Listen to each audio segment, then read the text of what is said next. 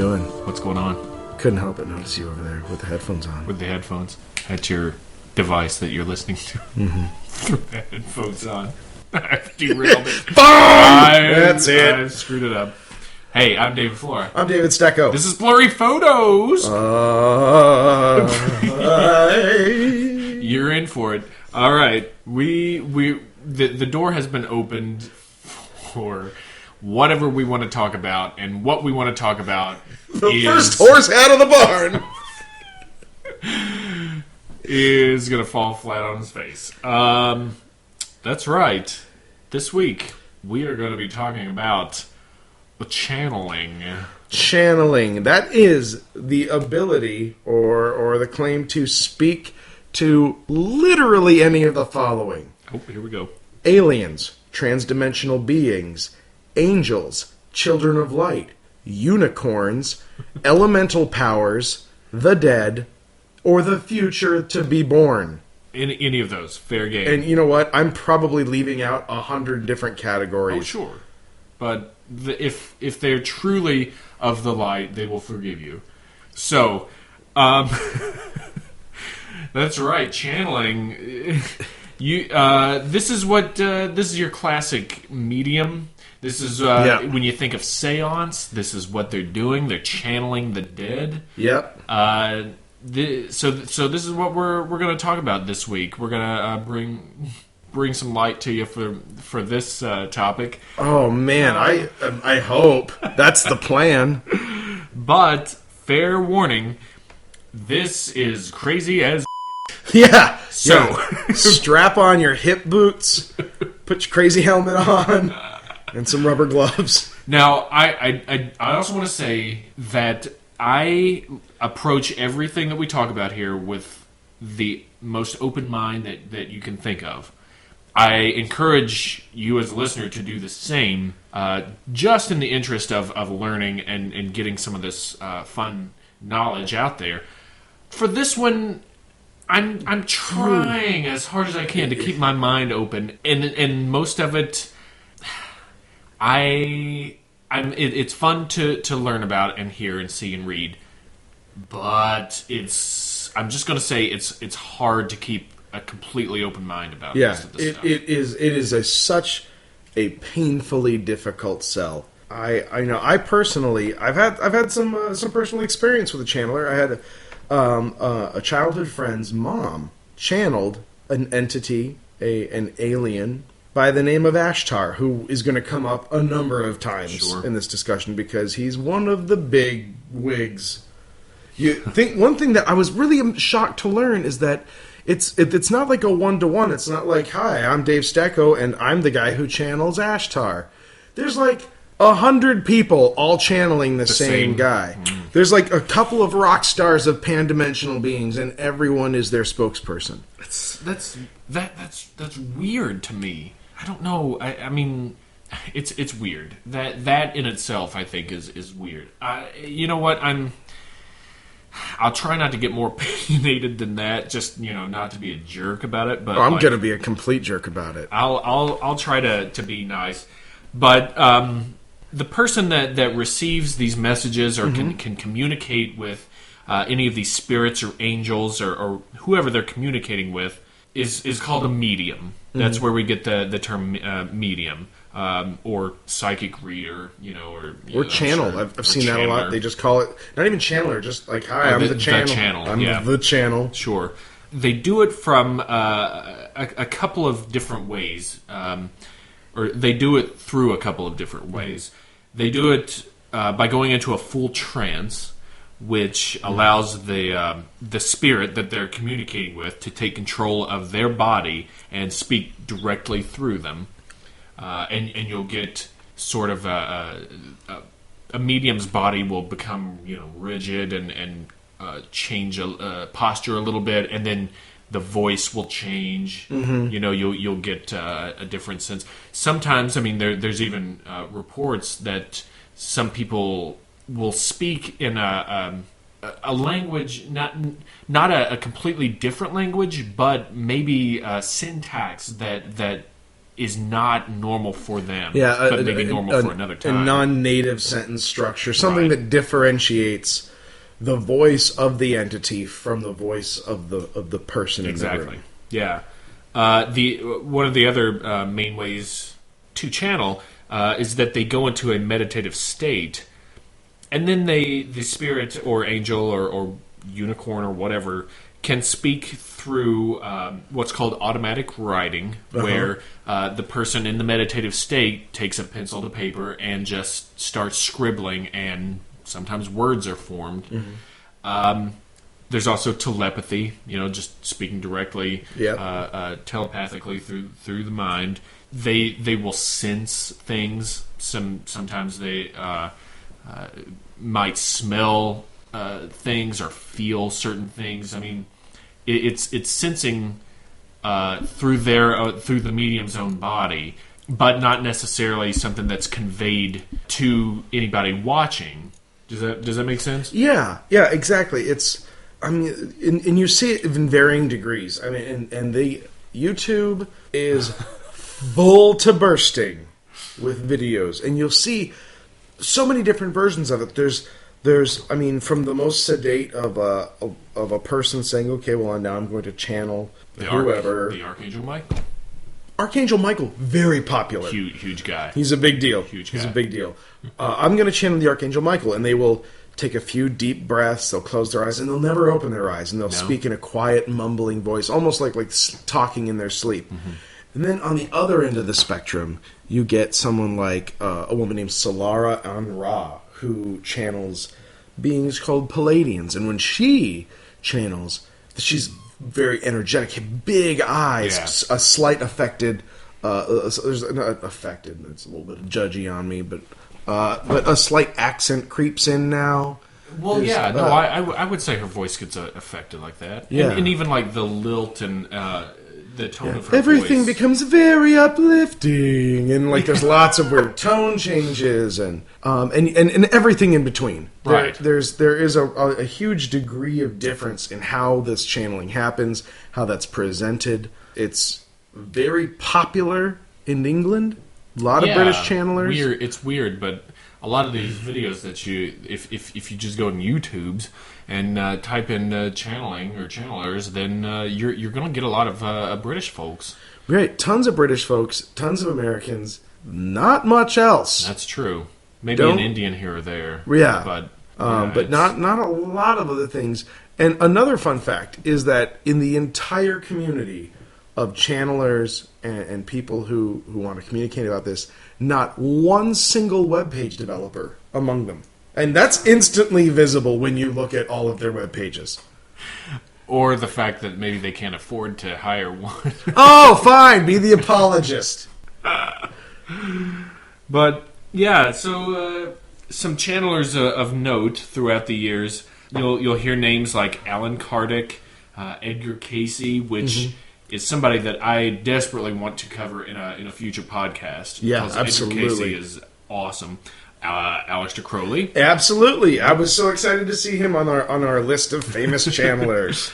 And Jane Roberts is another famous one. And I'm going to throw in there John Edward, the crossing over guy. Oh, yeah, 'Cause, John Edward. mean, he's supposed to be able to speak to the folks in the afterlife, right? Jay-Z Knight. Jay-Z Knight, of course. We're gonna get to her. We can't have a party without Ramtha showing up.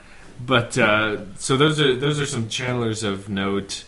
And then you might be asking at this point, well, who in the hell are they talking to? And the answer to that is a resounding right. Whatever you want. But some of they're supposed to be able to contact higher entities or beings from what's called higher realms, which I'll try to get into a little later. But some of the popular higher beings, as we mentioned, the Archangel Michael. There's a being called Seth that Jane Roberts, I believe, spoke to. Yeah. Abraham, I guess the Abraham, maybe. Yeah. Ascended Masters. They're called spirit guides, guardian angels, and the list goes on. I mean, literally, it sounds like a joke, but for real, unicorns. Unicorns is on the list. Yeah, somebody can talk to unicorns on there. Yeah, star people. Right. That's pretty vague. That's pretty That's, I mean, but that's on the list. And the interesting thing is the people who have the ability to channel, and let's just say they do. It's more fun that way. Some of them are very specific. Some of them we'll only talk to like one. right, and it's not as though they're making that call. It's in a lot of the cases it's presented as this person has spoken to me and said, I want you to get my message out. Right. Aleister Crowley had that. yeah. His wife had that same thing. What was the name of that? Aswan? Yeah. Or Aslan? As it was the lion. It was the lion from Narnia. Remember when his wife talked to them? Yeah. Aiwas. Yeah. Aiwas was his name. Aiwas. Aiwas. It sounds like you're saying slutty. it backwards. Aiwas. Aiwas. Oh, his name was Sawa. Oh, bringing it back. But on the other hand, there are some people who have the psychic ability to speak to. They're the switchboard. good on him. Yeah, there is one channel, and then this is her list of she Beings. works with angels, ascended masters, unicorns, star people, nature spirits, and various other energies. Yeah. But really, what's a label? Why label things? Because we're not ascended, and we need them to organize our shit. Yeah, in this tarry filth that we call the Exactly, third the dimension. sludge that we constantly The drag our sloshy wretched corpses. trough. Oh God, yeah, just dragging these bags of guts that we've been chained to. That's why we up there in the higher realms. They're all just like, "Hey, I know you." Yeah, That's all.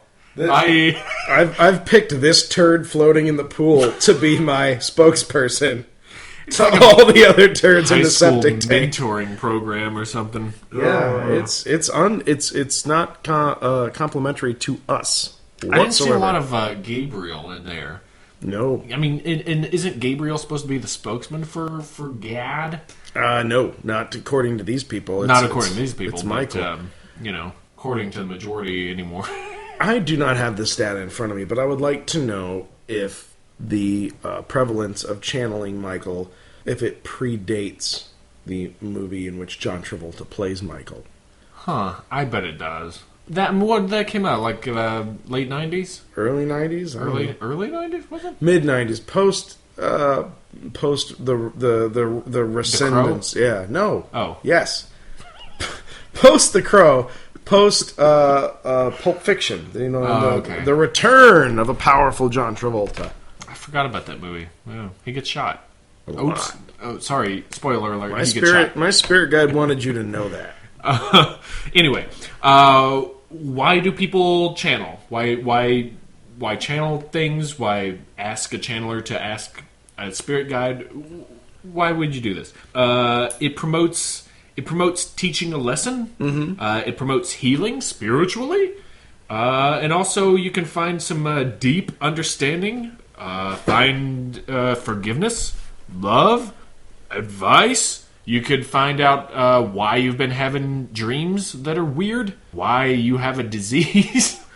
What's going on with that disease? Why is your back hurt? What'd you do? What did you do in a past life? Yeah, there's these are I will say this, given the huge disparity of where the people who are the channels come from, of the entities they're channeling, they actually have a pretty cohesive message, which is love and light. Yeah, basically. absolutely. And there are themes about ecological responsibility, about being shepherding the earth and trying to heal the planet. About nuclear proliferation. That is a very common one that they're trying to back us off the nuclear brink. I mean, what subject that we cover doesn't try to back us off the brink of nuclear war? I'm surprised that the Jersey Devil didn't say, no nukes, guys, no nukes.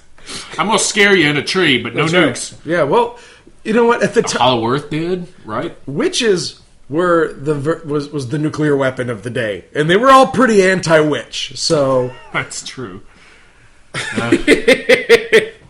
But yeah, they have this pretty uniform message, and this belief in guiding us that we have this metaphysical destiny, and maybe we're like a recalcitrant junior high kid that they just need to guide us, maybe get us to do some lawn work to teach us build some character. Yeah, build some character and get us from here to there. They're like, hey, I remember when I was that age. Those feelings are weird.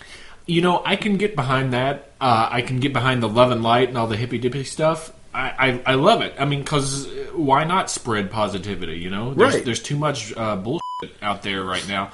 I can get behind that. Just, I don't know. Do you have to be so weird when you do it? Is that really selling the product now? Man, somewhere there is an evangelical Christian going, man, have I heard that a few times. So, again, why should you channel? Through history, why people channeled was to speak with the dead. Right. Yeah, it's interesting that that's what channeling is now. Yeah. Channeling is channeling people alive, people in the future. It's morphed a little, right? Yeah. Yeah, I think Ghost ruined it. Oh, Whoopi Goldberg ruins another thing. Why can I not do a podcast that I don't relate everything to a movie I've seen? I don't know. That's been a popular theme lately. Yeah, I got to unpack that baggage. So, one of the fun things about this is channelers can be fooled by lower astral beings pretending to be these angels or unicorns or brownies and fairies and whatever. Hinky punks. Yeah, hinky punks. The way that you tell if you're being fooled or not is if the message that they're promoting or talking to you about, if it promotes ego or any kind of base desire. Egocentrism, big theme in this. Then you got to be cautious with it. If you're talking to a real higher realm being, they're gonna be teaching you some things and helping you discover things on your own, right? Yeah, there is. Yeah, it is a universally positive message. And in every instance that I've seen, that there's that desire to have you examine yourself and what you're doing, and I didn't see too many instances where people were like, "Hey, I got tricked by a better than me but less than Ashtar being." Yeah, why would they admit it though? They might be too embarrassed. That doesn't sell books. Does that mean that somebody did just close their eyes for a second and then open them and go, "Greetings, a**holes. I hope so. I'm here to teach you some really important shit." Man, when I become a lower astral being, I am going to screw with so many people. I know. I want to ascend just so that I can descend again. I want to stop you for a second. Oh, great. I don't mean to derail things. Please do. But there's another thing, in themes that I'm noticing here. Mm-hmm. First, the theme of bad website design. They are impenetrable. In that regard. Yeah, it is really hard to get information out of the websites that these people put together. And I understand that these people are really passionate, so they take out the domain name and they do the best they can. Yeah. But they are really hard to get through. Another theme. This has kind of got a very televangelist smell to it. Because all of the people who do this are doing these workshops everywhere. They're charging huge amounts of money for tickets, and I mean, I'll give them full credit, especially the 2012 Cetacean Transformation Adventure with Bashar and April. Yeah, Bashar.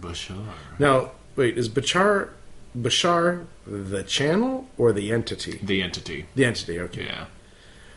But I mean, just Cetacean Transformation. That is a hell of a Scrabble score.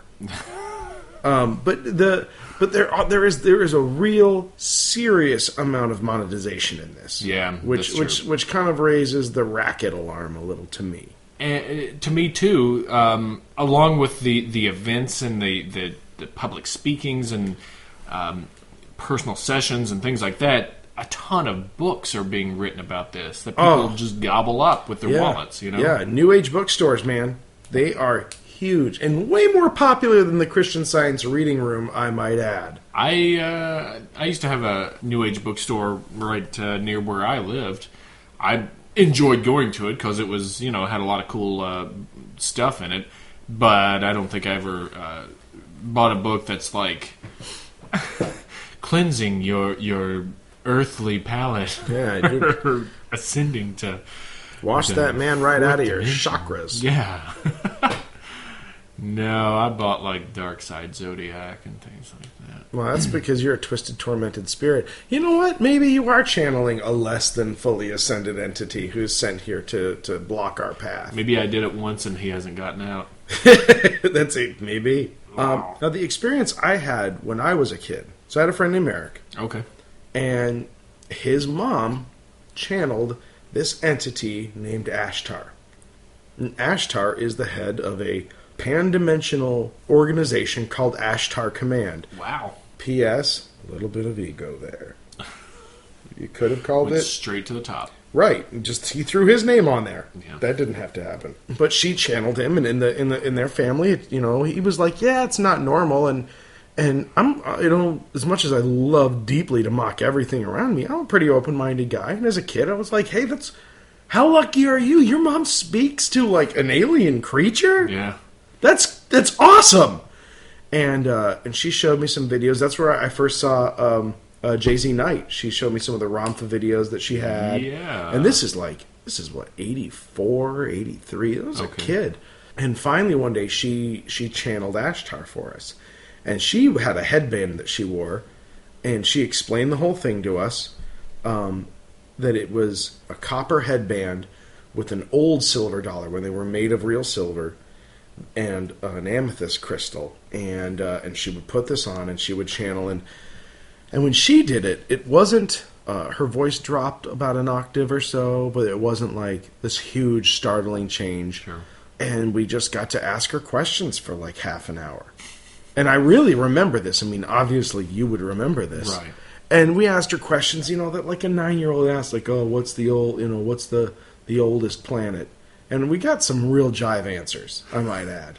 Because I remember this really clearly, and the answer was like, oh, well, some planets are older than others, but the oldest planets are all the same age. They all came out at the same time. And I was like, well, that doesn't help. I can't put that in a Guinness book. She did tell me that the asteroid belt between Mars and Jupiter. Yeah, between Mars and Jupiter was another planet that had a civilization and had destroyed itself through the use of nuclear weapons or some weapons technology, had blown the planet apart. And I was like, no way, that makes perfect sense. Totally blew my mind. Those are the two things I really remember. Editor's note, I have since actually looked into that, and it turns out the mass of every single asteroid in that asteroid belt totals about a quarter the mass of our moon. Wow. So Pretty small planet. Yeah, pretty small planet. But like pretty easy to blow up with a nuke. Yeah, pretty easy to blow. It's like My Little Prince's planet. Was it My Little Prince? The Little Prince, where it's just a... Well, I would call it a princess planet at that point. So that's where I learned about Ashtar Command, and she claimed that Gene Roddenberry channeled, and that's where he got the idea for Starfleet, because Ashtar Command is a very real Starfleet, and they're very closely monitoring, because they have vowed to not let another planet destroy itself. And hey, they will, anytime you want to step in, Ashtar right. Command. Yeah, exactly. Be great. Like how? I'd love a replicator right now. I don't know. Exactly. Yeah, show on up. Because right now we're getting real jazzed about iPhones, and I'm pretty sure you can beat that. Hollow deck. So that was the extent of my exposure to it. What did she do any sort of ritualistic thing to get into the channeling mode? Aside from she put the headband on, and then there was just like a minute or two of just deep focused breathing, and her kids had seen her do this a bazillion times, and so they're like eating yeah Cracker Jacks while she's like, man, Eric was obsessed with steakums. That kid ate steakum all the time. Have you ever had steakum? I don't think, is that a dog treat? Yes. That they have intentionally mislabeled and sold to people. Monsanto. No, I actually even saw that in the grocery store. I couldn't believe it still existed, but it's like this weird prepackaged meat slice thing tastes like death. Steak-em. Yeah, I'm sorry, but it's just childhood memories that's all coming together. Yeah. But so while she would while she would get ready, you know, he was just like, you just can't really make a lot of noise right now. You just have to be quiet. He's like, you'll know. She'll be like, hey, I'm here now. Wow. And I got the feeling even then that I wasn't the first kid that they'd explained this to, but because I felt like there was a lot of care taken to not freak me out. And they were super cool. They were a great family. I used to hang out with them all the time. And other than being Ashtar, she was pretty down to earth and super down to earth. Down to earth. down to earth. She was super great. Other things, she made this thing called Mexican Stack Up. It was like my favorite food in the whole wide world when I was a kid. Mexican Stack Up or Mexican Steak-em? It's made with Steak-em! No, she was like a totally like great normal mom, perfectly normal family. Everything was. It's just this thing that she did, and everyone believed it. Everyone was cool with it, and it didn't seem like they went to church. It didn't seem. Wait, Ashtar didn't tell her that religion was crap? No, he did not. Right, that message never got through. Right, and I remember this other fun fact. While we were driving home once, she was listening to maybe it was like an Amy Grant album, one of those like 80s era Christian artists. Oh. And I was about to say Devo. No. Yes, Devo. Gospel. Depeche Mode. But there was a song, and I remember this. I used to be a pretty intense Christian guy myself, called El Shaddai, and at one point there's a reference to the ram, and she was like, "See that's Ramtha. That's what Jay-Z Knight, that video we watched. That's all about Ramtha right there. He was in the Bible." Like this really interesting and weird and probably made up melding of Ashtar Command and Ramtha and the Bible all in. It's not like DC versus Marvel. Right. They're all in the same universe. It's like Dark Horse. Yeah. Nerds.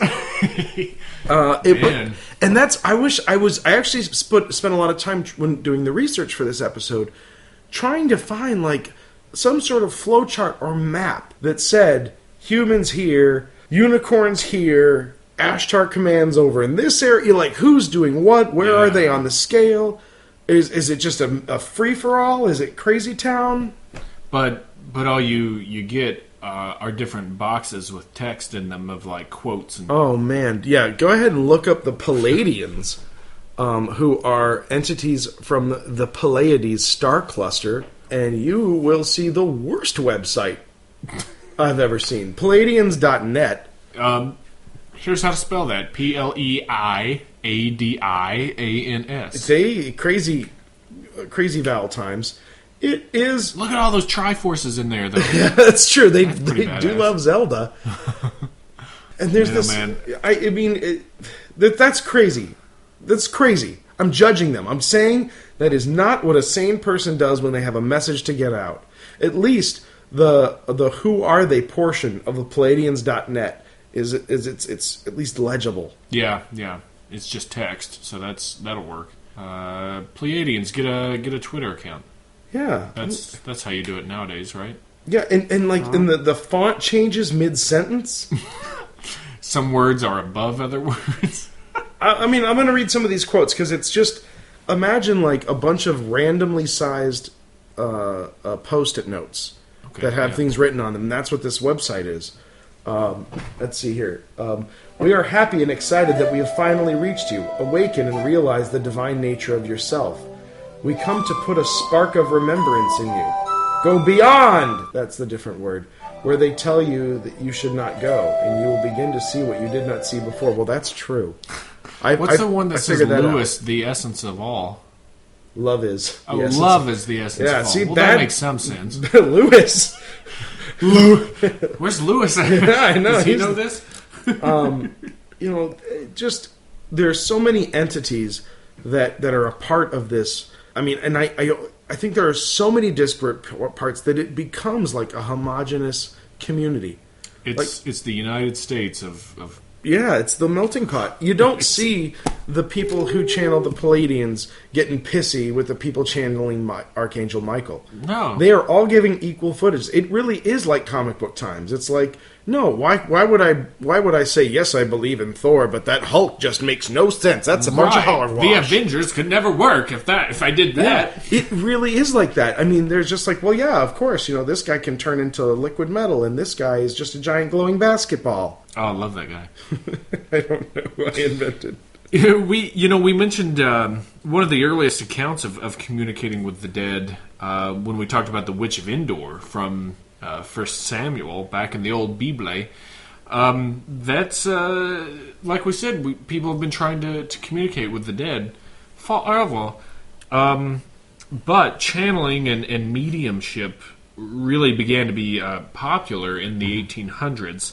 Especially in America and Britain, like we've said. I'd be remiss if I didn't mention the Fox sisters of New York in the mid 1800s. Really? Did you hear about these gals? No. They're three girls from New York.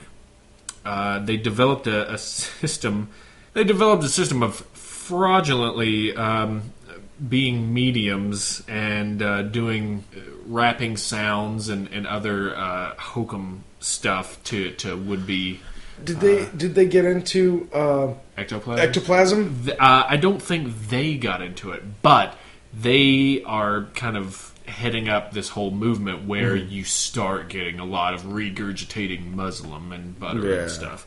But they would do these rapping sounds and clicks and automatic writing, things like that. And it was basically just like, I think they were teenagers when they figured out how to screw people over with this. And they would tie like an apple to a piece of string and like, make it bump around and stuff in the floorboards, and people would go crazy for this. The funny thing is, one of them finally confesses in 1888 to having made all that shit up.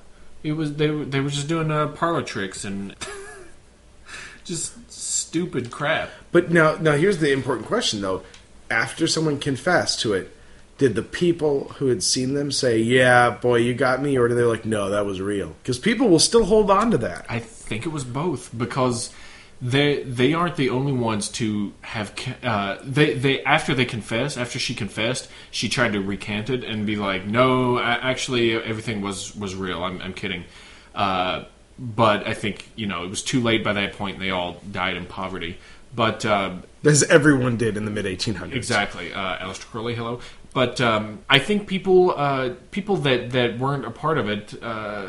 Were like, yeah, this is all bull, but people, I don't know, people who did have the readings and stuff, who knows, maybe if they caught wind of it, maybe they were like, wait a minute.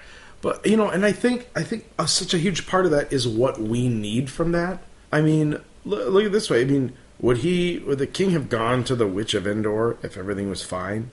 He was going to fight a huge war. Yeah. And he needed answers which he quickly disregarded. Well, that's true. But that it says so much more about the living, the people wanting the answers, than the people even providing them. Yeah. And it's almost a type of psychiatry, right?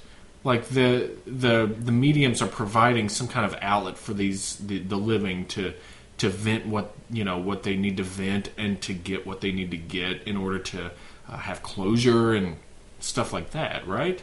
Yeah, I mean it's psychiatry in the same way that pickpocketing is investment banking. All right. I was leveraging some wallet futures out of the pockets from which I'm a real professional here. But it had such a long history, and people still do channel the dead to get answers, to get closure. The Jonathan Edwards. Oh yeah, John Edwards. Man, Mom, I know you're listening to this. I know you love John Edward, but he's full of crap. I don't know.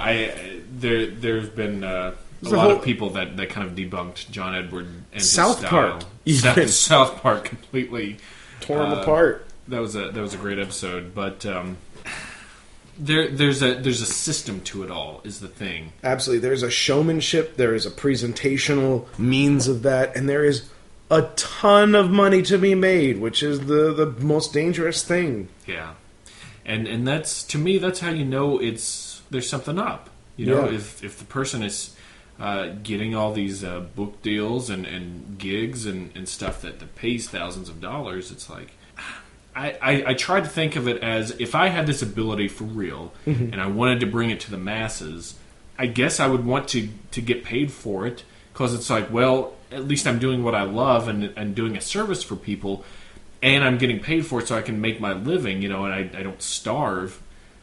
But how do you differentiate the two?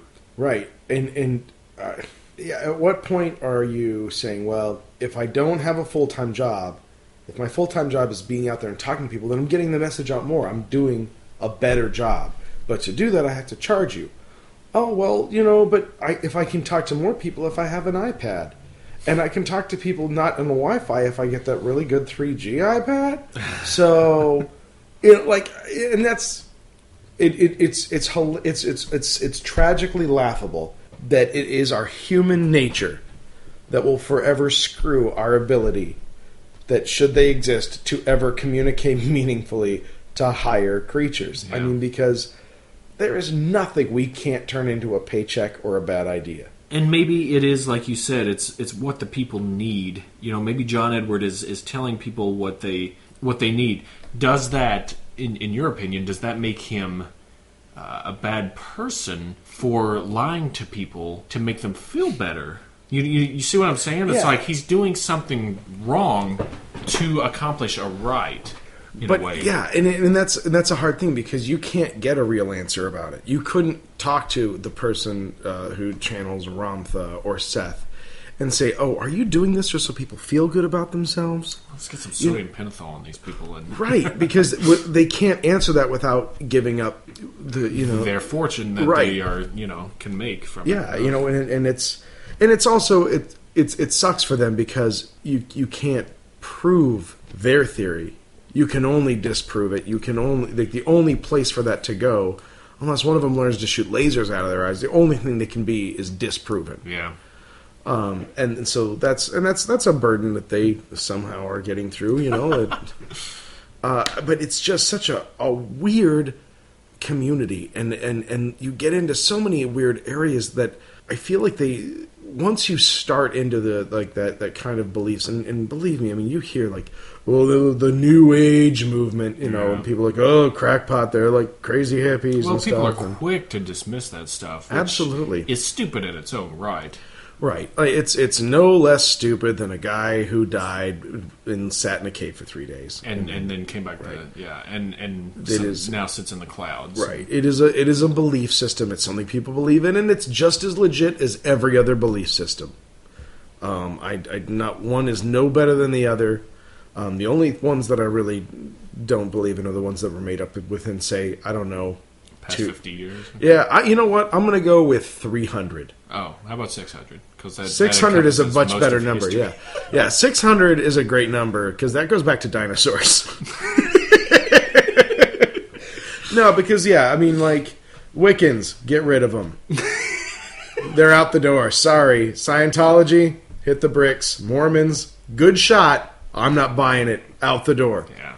And that's, I mean, just because a bad idea has been around for a long time doesn't make it a good idea. Hey, but on the other hand, at least they've been around. They got longevity. Those ideas have, they got wheels. They're moving. There's something to them. In other words, that people keep glomming onto. At least I will say this. At least they are spreading goodness and positivity. That is true. Very weird positivity, weird but as it very may be. Positive. Yeah, it's love and light and all that stuff, which, like I said, we could always use more of that. Yeah, I agree with that. I completely agree with that. If we could just get just one IT guy who knows HTML, just get just a few web designers into their community, maybe we'll have a Kickstarter for guys. that. Check out WordPress. It's great. Yeah, it's. Oh man, I hope nobody bags on our webpage because I talk so much. Our webpage is awesome though. So there's a fellow by the name of Alan Kardec who coined the term spiritism in 1860. And spiritism is just a system of explanations of phenomenon that's derived from the belief of life after death. And then he went on to write a bunch of books about it. I mean, to me, it's like, well, you play around with this and everything, then you write a bunch of books, and that's your ticket to a nice, easy life. Right. To me, but people want those. That reeks of. Yeah, and that's such a hard question because he couldn't make that money if people didn't want those books. People didn't buy it. Very true. It's fulfilling something in people. Yeah. It definitely fills some kind of void that people have. So some of the explanations that I found, if channeling is true, or there's a few. It's physical. It's a manifestation of like electromagnetic energy or an unknown fluid from the body. I've even seen. I've seen being written about. So it's some kind of physical phenomena that's going on that causes it to happen. There's a lot about electromagnetic stuff that we don't know about, obviously. Right. I don't know. That doesn't sound plausible to me in this sense. I think that you get in trouble when the more rational you try to make a somewhat irrational belief. And when they try to bring in, like, I keep hearing this reference to frequency. Like raise your vibration? Yeah, raise your frequency. You try to get to the higher frequency. And I even, one of the websites said, well, it's the higher your frequency, the lighter you are. That's just not how frequency works. It's the more density. The higher frequency has a higher energy density. It's literally the heavier you get. That's funny. But that's neither here nor there really. But these are colloquial terms, right? And that's why people use them. Is you say, oh yeah, I'm a higher frequency. I'm higher. If the numbers go up, you must be doing good. That's what video games have taught us. You're having more fun when the numbers go up. Golf, you're on the right track. Yeah, exactly. Another explanation, it's actual spirits. Yeah. Spirits talking. All right, moving on. Explanation. I love that. Yeah, it's just spirits of dead people moving on. I mean, that is literally the most mundane this episode gets. We just gloss over the spirits of the dead because that's not interesting enough. Let's talk about trans-dimensional lizard people now because they are all showing up to this buffet. That's right, and running for president. Oh, yeah. I learned in my research that Barack Obama is a reptile. The whole monarchy of England is a reptile. My God. Thanks, David Icke.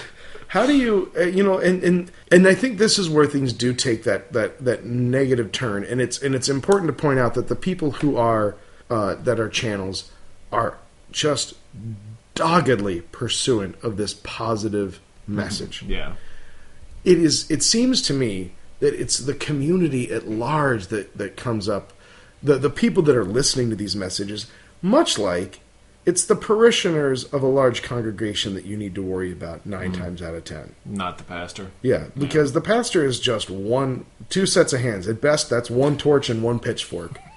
That's barely interesting. That's skill to wield both of those. You got to take dual wielding. But when the church lets out, that's when you got a mob. And this seems very similar to me, that it's the community built around these people that come up with these very weird things where you once again, like so many of our subjects do, devolve into the world order and reptiles, Hollow Earth. Yeah. What happened before? These are the spirits of civilizations that used to occupy Earth that are now gone. Right. You get into. I read an entire article about. You're going to figure out why I read this right off the bat. Palladian physics prostitutes. And about how this can happen. Dear Hustler, I never thought I'd write a letter to you, but something metaphysical happened, and I just had to share my experience. Also, I'm more enlightened now. Right. No, the article is that you will awaken sometimes in your bed to a deep humming sound and powerfully sexually aroused, wherein a green energy door will open in the room, and out of this door will come an entity of the opposite sex. Now, some of the details might not be right, Maybe there's a few too many fingers. Maybe the shape of the mouth is wrong. They're trying to approximate what you want to have sex with. This is what the article told me. In reality, you want 8 fingers on that hand. Just the left hand. Oh, just the left hand. But it gets even better. This being, but the article assures you that the human sex pheromone packaging that they use is dead on, because you are ready. You're Randy, baby. Then the transdimensional physics prostitute. Now you're wondering, where does physics come into this? Let me put that to bed right now. Like a transdimensional sex prostitute. They are beings that have long since mastered the laws of science. They've closed out the category. Step 1 in any sexual partner. Right. Circle's got all the squares. That they own science as we understand it. It's very boring to them. But what they realized is that they can trade their advanced knowledge of physics for the opportunity to have sex with a stranger in his own bedroom. So what they offer is they say, hey, you can ask me whatever you want, and I will tell you. And they will never lie to you, and they will transmit that data in some extrasensory means that includes vocalization and emotion and telepathy, all the while the sex is happening.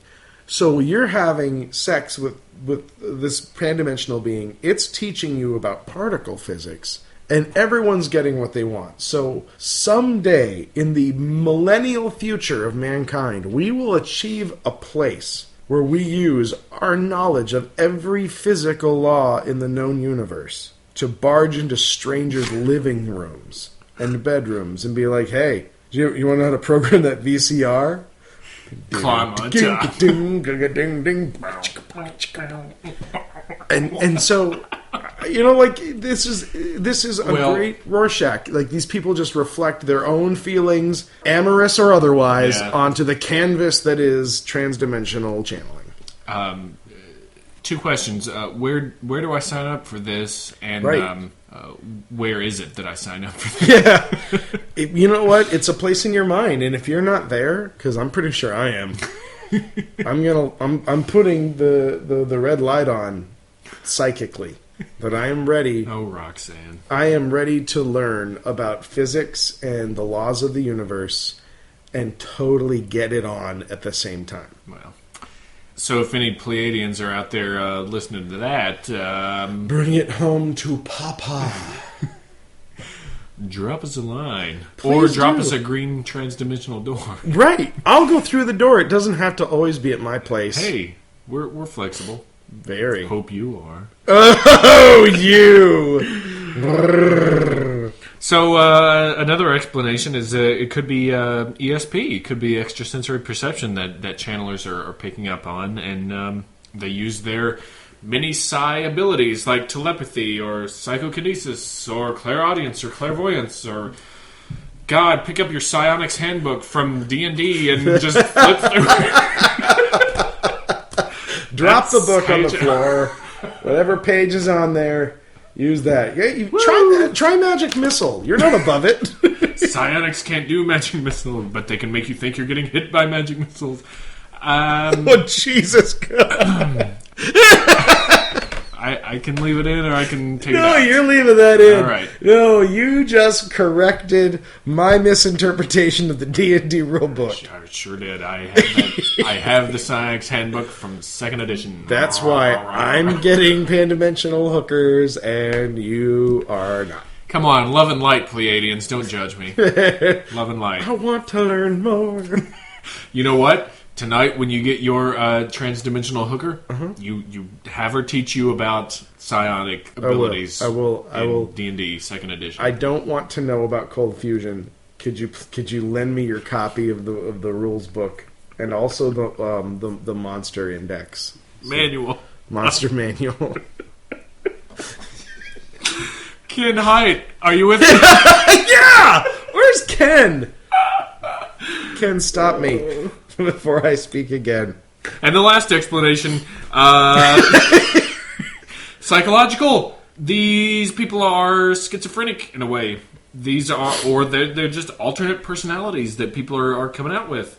That I will put my money behind. I like that explanation. It is a good explanation. You know what? I've got another one. I've got a fourth horseman on this. Go for it. Here's my explanation. That they are perfectly normal people that just really like attention, and they have invented a thing that they claim only they can do.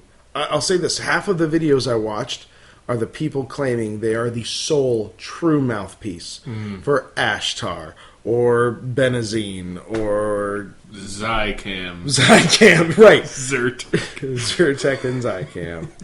Yo, Joe! But all these things, like, I think they're just people, you know, and they found it. They're like a kid who told a really funny joke and keeps telling it over and over. Like, they found a way that they get attention and they feel good. Do you like fish sticks? Exactly. They're just people. They found a thing, and it works. And for some of them, it works to buy them cars. They travel around the world to do these seminars. It's an amazing thing. And honestly, I'd do it.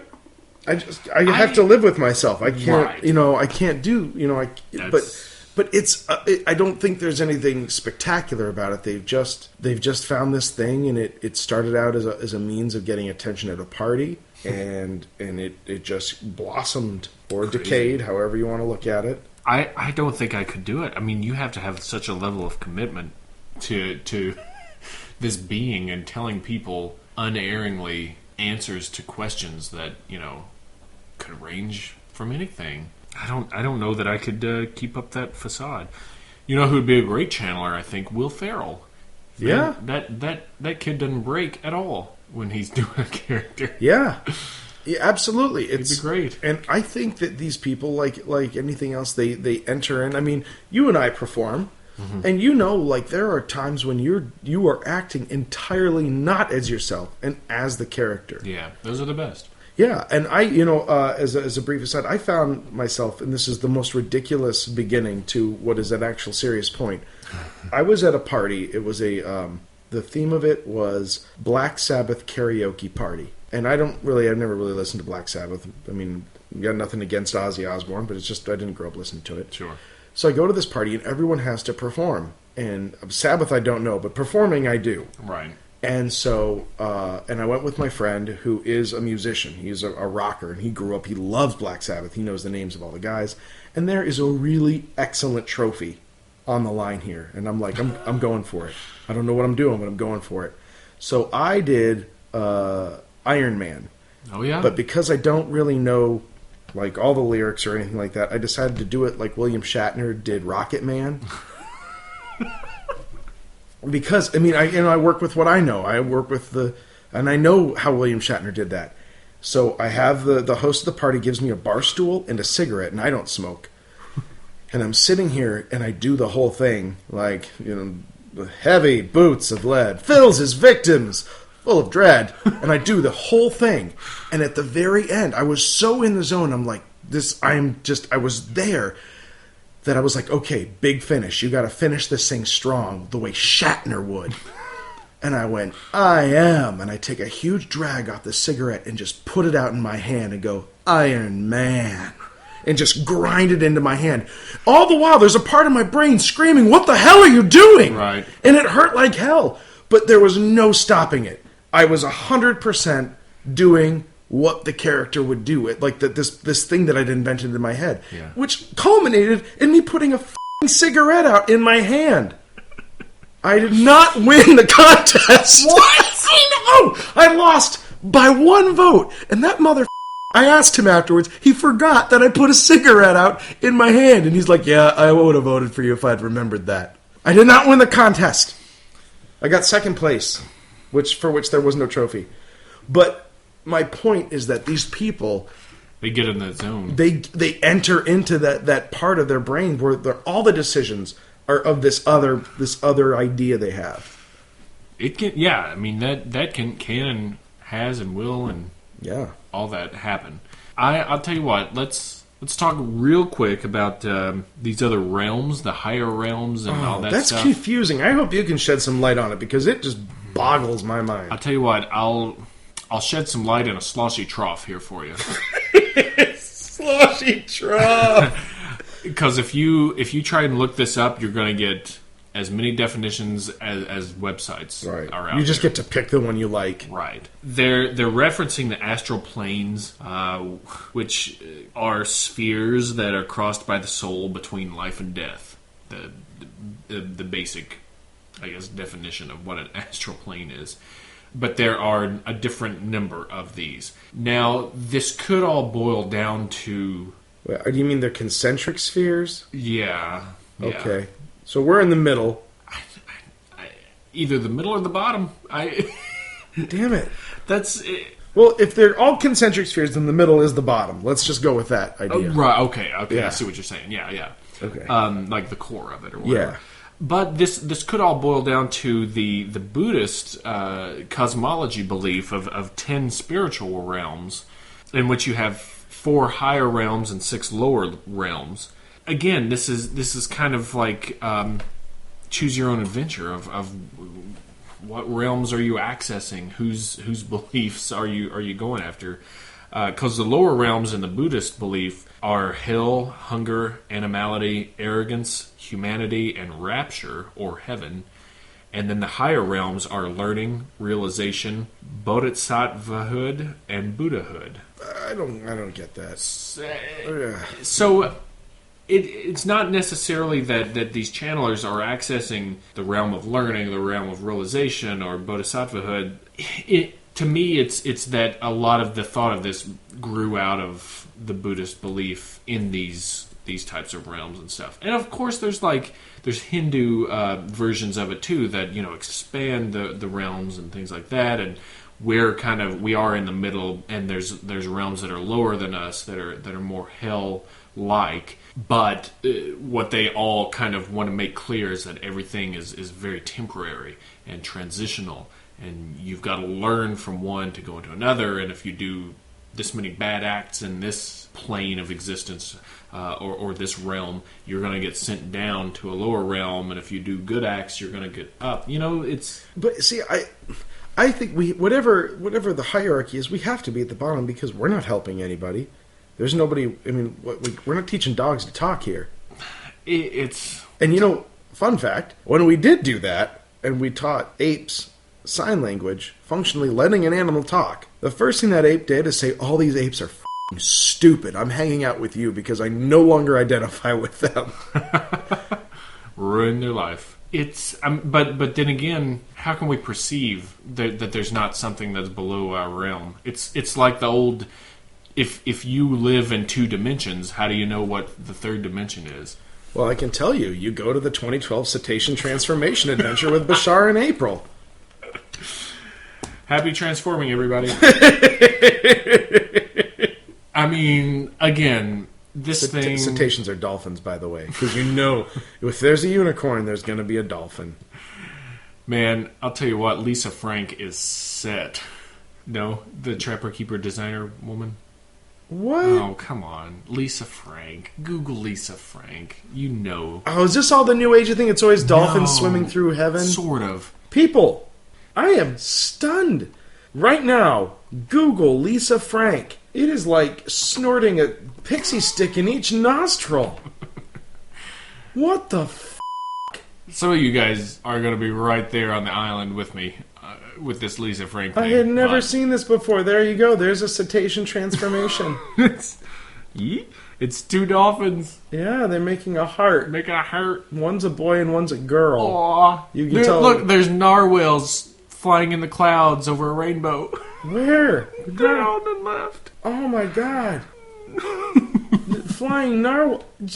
You broke it. Narwhals. You broke the internet. Anyway, I don't know what point I was trying to make, but... It's moot now, because I'm just looking at Lisa Frank. Oh, the cetacean, I guess. Oof. Anyway. Right. Hey, how about some puns? Oh, God, yes. Oh, the narwhals have rainbow horns. Oh. I am leaving that up for a very long time until my brain can fully digest that. That's a lot of rainbows. Trapper Keepers.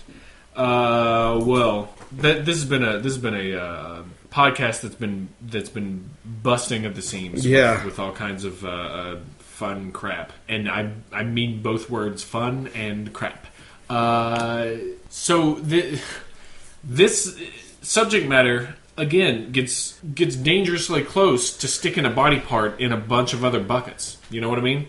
Oh, we God. get astral projection in here. Yeah, that body part is shaped a lot like a by the way. It could be. Depends on which green door you come out of. But, Yeah! yeah, I mean, we touch on a lot of stuff with this. Wait a minute. Wasn't there a porn movie that was famous called like Through the Green Door? I don't know.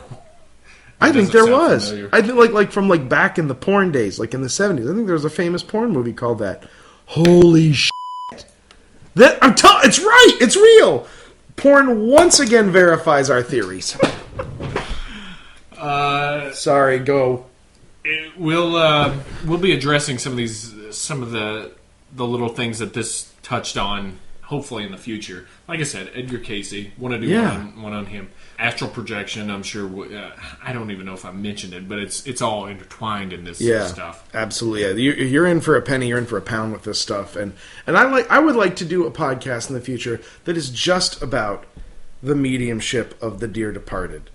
Oh yeah. Because I feel like in a lot of important ways, it's very separate from the channeling. It's true. Channeling grew out of the mediumship and speaking with the dead, seances, things like that. Didn't even mention the old Ouija board in there, right? But that's right in the mix. Channeling really kind of grew out of that stuff when the mediumship kind of went out of vogue. Yeah. But yeah, I mean, I'd be down with that. That's enough to talk about. Yeah. For a while. Do you want to start with puns, or shall I? I'll start it off. All right. I have a product so that when you're piloting your spaceship throughout the ethereal planes and you get lost, you can use OnStar Command to guide you both emotionally and psychically and physically to the next plane where you can refill. That's great. And get a hamburger. You press the silver dollar on your forehead. You'll get someone right away. Absolutely. That's awesome. I have a rain gear store called Meaty Umbrella. Not meaty umbrella, but medium umbrella. I'd go to both stores.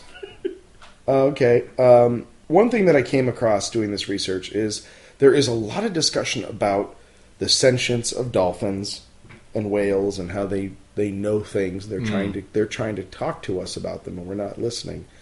But what they don't talk about is the number of deadbeat dads. These dolphins lure women into the waters, get them pregnant, and they're never seen again. What? And so I will be hosting the 2012 Cetacean Obligation Demonstration, where we remind them that they owe some sort of financial duty, some sort of child payment. Now, maybe they don't have money the way we understand it, but I will accept ahi tuna, king crab, any of the bounties of the sea, because they have financial, legal obligations to these half-human, half-dolphin children, and I will not rest until they meet them. 2012 Cetacean Obligation Demonstration. Alimony, money, money! Yeah! Alimony! So that's my other... Wow. Yeah. It's catchy. That's great marketing. Great marketing. I hope you get Lisa Frank to design the Oh, man. Yeah, those narwhals are going to be in jail. So I've got a lamp store called Automatic Lighting. You close your eyes, get a pencil, and suddenly light. I guess. I like that one. Good. Hey, send us a pun. Yeah. Just go on. Just shh. Close your eyes. Close your eyes. Clear your mind. Take some deep breaths. Think of a pun. Use our handy-dandy contact form on the side. Never mind that we're currently entering your home through a green psychic doorway. Not all the physical qualities will seem quite right. And that's okay. Just let it happen. I assure you that's how we were born. We'll instill in you a sense of irony and bad jokes so that you can make your own pun. Yeah, get your puns on. So we have Some listener mail. Oh, wait for it. Wait, hold on. I'm ready. All right, here's the sound.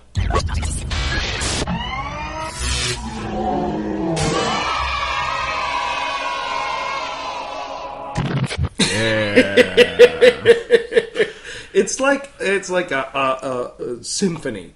It brings me through so many emotional states, and it ends with a triumph. Yep. Like all good symphonies do. We have a pun from I guess longtime listener, third time writer, Bahama Mama. Oh, that is awesome. I'd like to take this opportunity to say hello, Bahama Mama. My name's Dave. I thought you had a stroke there for a second. I was focusing my man-chi into a very powerful hello. It takes a few seconds to warm that up. That's true in these times. So this pun is from the Gobekli Tepe episode. Oh, sweet. Here we go.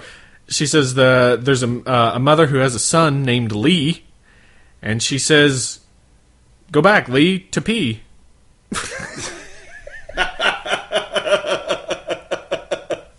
I like a situational pun. Yep. It was like a little sketch. Yep. And thanks, Bahama Mama, for that. Keep on with those puns. We love them. Yeah, thank you for listening to our podcast, and I'll talk to you later. And then we have a story coming in. Shut your butt. From listener Annie. Okay. We had an Annie before. This could be the same one. I hope we so. Could have groupies. I want it to be the same Annie, but I'm also going to be really happy if it's a bit different Annie. Sure. Also, we are so huge with the ladies. I'm fine. Yeah. I'm fine with that. Let's keep that rolling. We're like the Sex and the City of unexplained podcasts. You're the Carol Ann. Carol. You're the Samhain. She's the one. Isn't there one named Samhain? No, there is one named Carol though. She's not the. She's like one of the blander ones that you don't remember. Right. There's got. I mean, you can't have Neapolitan without vanilla in there. Right. That's who I am. So she tells us about the history of bacon. We mentioned that in the fluoride episode. Yeah. Remember how we were? Yeah, exactly. I went on something of a tirade. Sure. But apparently, yeah, it was Edward Bernays was enlisted to help promote bacon because people ate a very light breakfast that didn't include much besides like coffee, juice, and toast. Bacon and eggs was added to make breakfast a little bit more heavy, and it didn't go over very well at first. People were pissed off about bacon? Bacon and eggs. Because that's weird. You say, well, they added bacon and eggs to breakfast. That's like saying, well, we added water to water, so that's what you have now. That's why you drink water. At the time, water didn't have water in it, though. But yeah, but I eat bacon and eggs. That is breakfast. So I guess I'm a victim of cultural marketing? Yeah. The Beach Nuttagum Packing Company, which I think intelligently shortened that name to Beach Nut later. That makes sense. Probably. They were incurring huge losses financially because their bacon wasn't selling. So they got Edward Bernays to get in there and call up some doctors and stuff and say, hey, bacon's great. You got to eat breakfast to replenish your energy. And what better way than the protein of, a nice crispy slice of bacon. Did you know that while you sleep, your body's burning energy? It's like a hard-burning furnace, and if you don't keep it energized, you'll never wake up the next morning prepared to fight the Kaiser.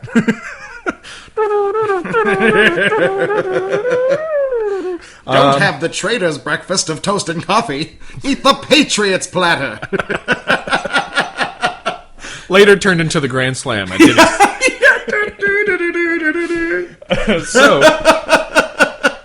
So yeah, he got that support and marketed the hell out of it, and now we enjoy bacon not just for breakfast, but in every American meal that's American. By the way, we also like to announce the new sponsor for our podcast, Folgers Traders Breakfast. Beach Nuttingham Packing Company. And Dinty Moore Beef Stew. The breakfast of deception. Duplicitously delicious. That's it, I'm done. And thank you very much to our listeners. Yes. Those of you who comment on our Facebooks. We love your emails. We got certificates. Man, I'm you know what? I'm putting a certificate on this. Because this is weird and dark. Oh, great. I'm inspired by the work of Lisa Frank. I am putting a Lisa Frank transdimensional walk with me journey, I don't know, certificate on this. Email me. You will get an MS Paint certificate if you've made it all the way through this. The password for today's certificate, this episode's certificate, will be Bashar. Bashar. Bashar. Yeah, so email us that. You will get your certificate.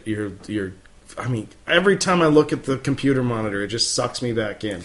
So yeah, like us and Twitter us and put us on all your friends' feeds and walls and the other social media slather stuff. us all over your life. Keep promoting us and like us on iTunes and all that stuff. You know how to do it. You know how the internet works. If you got here, then you know how the internet works. Yeah. So for this episode of Blurry Photos, I'm David Flora.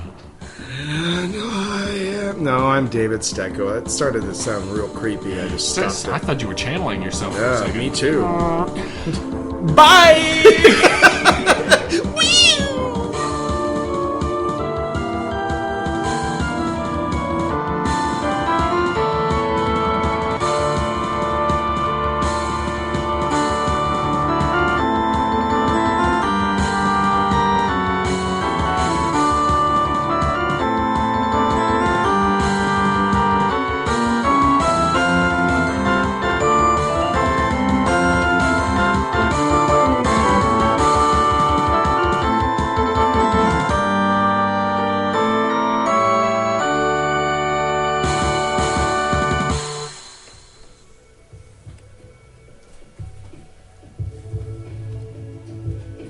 Hello and welcome, Blurry Photos.